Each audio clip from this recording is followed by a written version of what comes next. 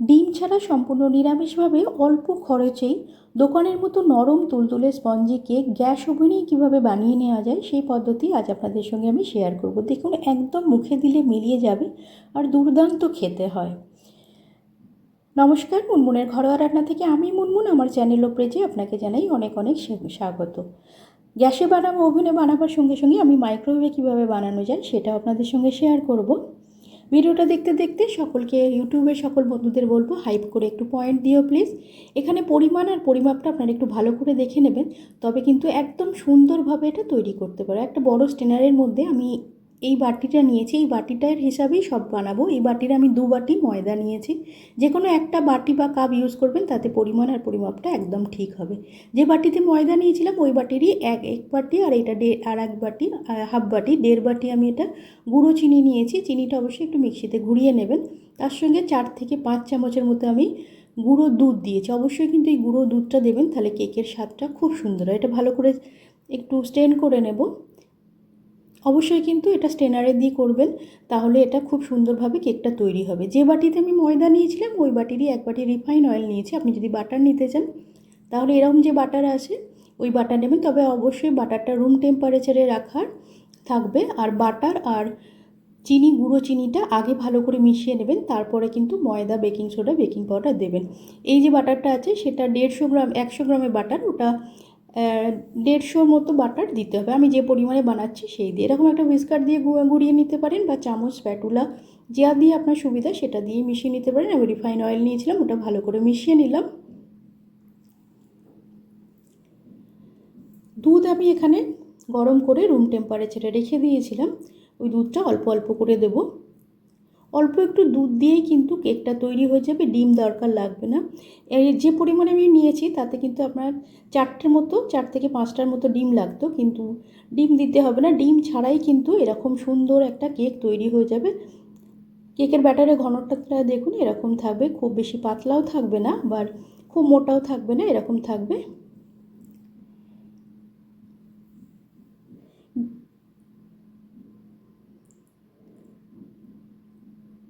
খুব সুন্দরভাবে এটা তৈরি হবে। আমি এখানে এই চামচে 2 চামচ বেকিং পাউডার নিয়েছি, আর 1 চামচ বেকিং সোডা, অল্প একটু নুন দিয়ে দেব।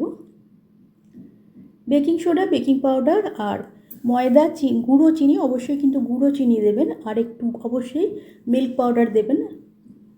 আর এই রিফাইন অয়েল দিয়ে কিন্তু কেকটা তৈরি হয়ে যায়। বাকি সব কিছু যেগুলো আছে এগুলো অপশনাল, দিতেও পারেন না দিতে পারেন। আমি এখানে একটু দারচিনি গ্রেট করে দিলাম, একটু জায়ফল দেবো গ্রেট করে। এটা কেকের ফ্লেভারটাকে একটু রিচ করার জন্য দিলাম। এগুলো অপশনাল, আপনি চাইলে দিতে পারেন, নাও দিতে পারেন। খেতে সুন্দর লাগবে বলে আমি এটা দিলাম। গ্রেট করে দিয়ে ভালো করে এটা মিশিয়ে নেব। মেশানোর সময় খেয়াল রাখবেন যাতে একই ডাইরেকশানে, একই দিকে এটা চামচটা ঘোরান, তাহলে ব্যাটারের মধ্যে সুন্দরভাবে এয়ার বাতাস ঢুকবে, তাহলে কেকটা অনেকটা ফুলবে।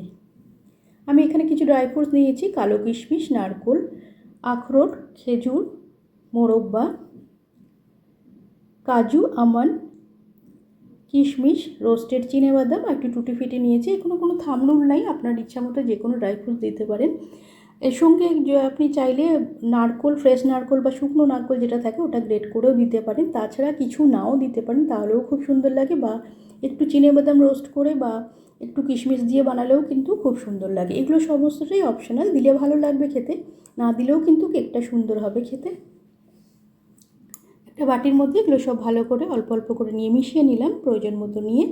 এতে আমি অল্প একটু ময়দা দিয়ে কোট করে নেবো। ময়দা দিয়ে কোট করে নিলে ব্যাটারের মধ্যে যখন ড্রাই ফ্রুটসগুলো দেবো, দিয়ে কেকের টিনের মধ্যে যখন দেবো, বেক করতে দেবো, তখন নিচে ড্রাই ফ্রুটসগুলো সেটেল হয়ে যাবে না। অনেক সময় ড্রাই ফ্রুটসগুলো সব নিচে চলে যায়, আর উপরে কোনো সব জায়গায়, কেকের সব জায়গায় ড্রাই ফ্রুটস পাওয়া যায় না। একটু ময়দা দিয়ে কোট করে মেশালে ড্রাই ফ্রুটসগুলো পুরো কেকটা ইভেনলি স্প্রেড হয়ে থাকবে।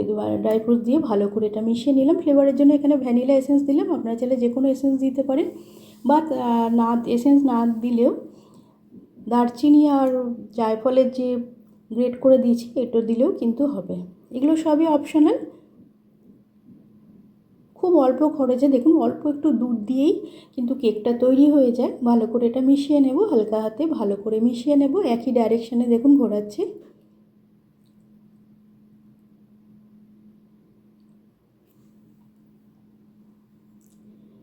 এখন ক্রিসমাসের সময় কেক তো বাজারে পাওয়া যায়, কিন্তু বহু মাস আগের থেকে এই কেকগুলো তৈরি করা থাকে। আপনি যদি ঘরে এভাবে বানিয়ে নিতে পারেন, খুব সহজে কিন্তু তৈরি হয়ে যায়। এই যে খাবারের যে প্যাকগুলো আসে হোটেল থেকে যে খাবার আনি, এরকম যে 1-1.5 টাকা 2 টাকার মতো যে প্যাকেটগুলো পাওয়া যায়, এতেই কিন্তু কেকটা তৈরি করে নেওয়া যায়। তাছাড়া আপনারা স্টিলের বা অ্যালুমিনিয়ামের যে কোনো বাসনের মধ্যেই দিতে পারেন। এটার প্যাকেটটার মধ্যে আমি একটু ঘি, তেল বা বাটার একটু ব্রাশ করে নিলাম, দিয়ে ব্যাটারটা দিয়ে দিলাম।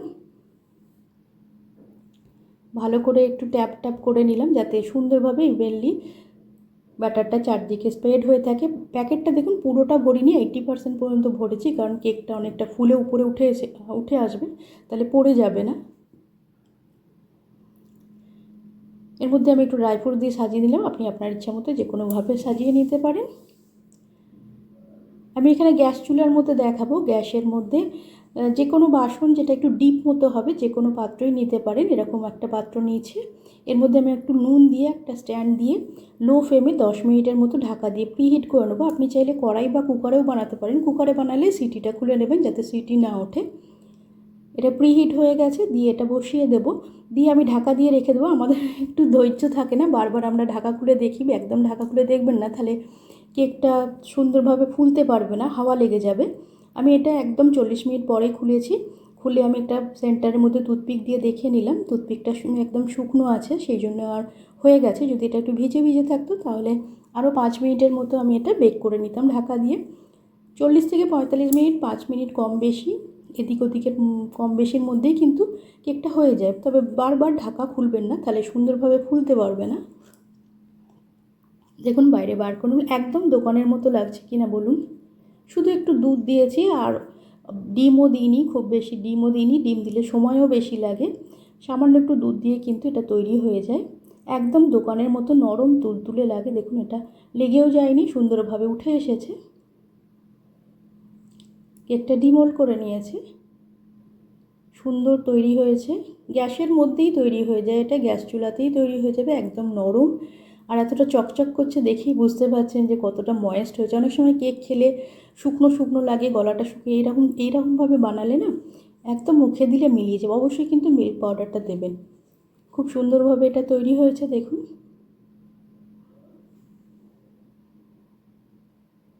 কমেন্টের মাধ্যমে জানাবেন আমার আজকের এই রেসিপিটা আপনার কেমন লাগলো। যদি ভালো লাগে একটা লাইক আর বন্ধুবান্ধবদের মধ্যে শেয়ার করার অনুরোধ রইল। এখানে আমি একটা অ্যালুমিনিয়ামের কেক টিন নিয়েছি, যে কোনো শেপ আর সাইজেরই টিন নিয়ে নিতে পারেন। আমি এটা মাইক্রোওয়েভে কীভাবে করা হয় সেটা দেখাবো।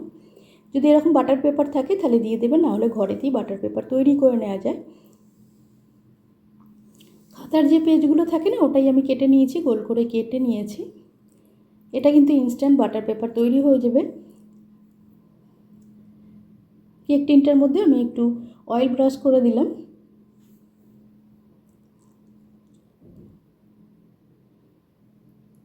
দিয়ে পেপারটা দিয়ে দেব।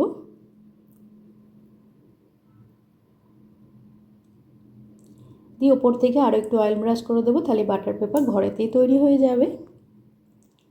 ফেসবুক থেকে দেখলে পেজটা ফলো করে সঙ্গে থাকবেন, ইউটিউব থেকে দেখলে চ্যানেলটা সাবস্ক্রাইব করে বেল অপশনটা ক্লিক করে রাখবেন, তাহলে আমি যখনই কোনো নতুন রেসিপি আপলোড করবো আপনার কাছে নোটিফিকেশান পৌঁছে যাবে, আপনি সেটা সবার আগে এনজয় করতে পারবেন। ব্যাটারটা এর মধ্যে ভরে দিলাম, 80%ই ভরবো।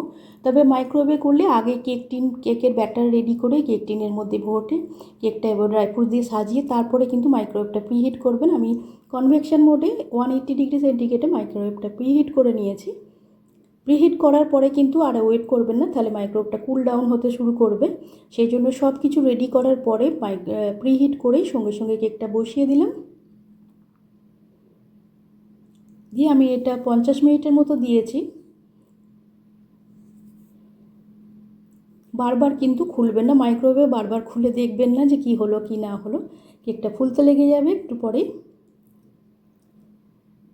দেখুন এটা হয়ে গেছে, অনেকটা ফুলে উপরে উঠে এসেছে।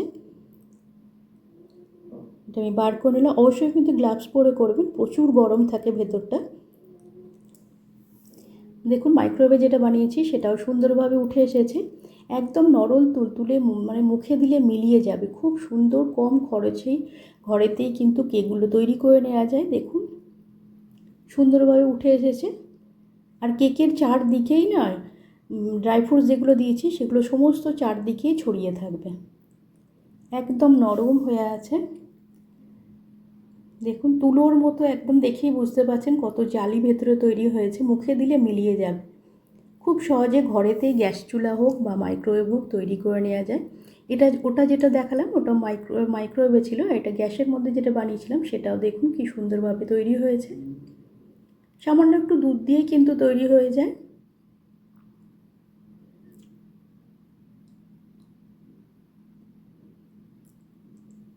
ঘরেতে তৈরি করলে অনেক ফ্রেশ হবে, অনেকই হেলদি হবে। আপনি আপনার ইচ্ছা মতো ড্রাই ফ্রুট দিতে পারবেন, নাও দিতে পারবেন, ড্রাই ফ্রুট ছাড়াও কিন্তু খুব সুন্দরভাবে তৈরি হয়। এবার বড়দিনে এইভাবে বড়দিনের ফ্রুট কেক বানিয়ে কিন্তু পরিবারের লোকের সঙ্গে এনজয় করতে পারেন। এতক্ষণ ধৈর্য ধরে শেষ পর্যন্ত ভিডিওটা দেখার জন্য আপনাকে অসংখ্য ধন্যবাদ ও ভালোবাসা। আগামী দিনে পাশে পাবো, এই আশা নিয়ে আবার একটা ভিডিওর সঙ্গে হাজির হয়ে যাব। সকলে সুস্থ থাকবেন, ভালো থাকবেন। মেরি ক্রিসমাস, নমস্কার।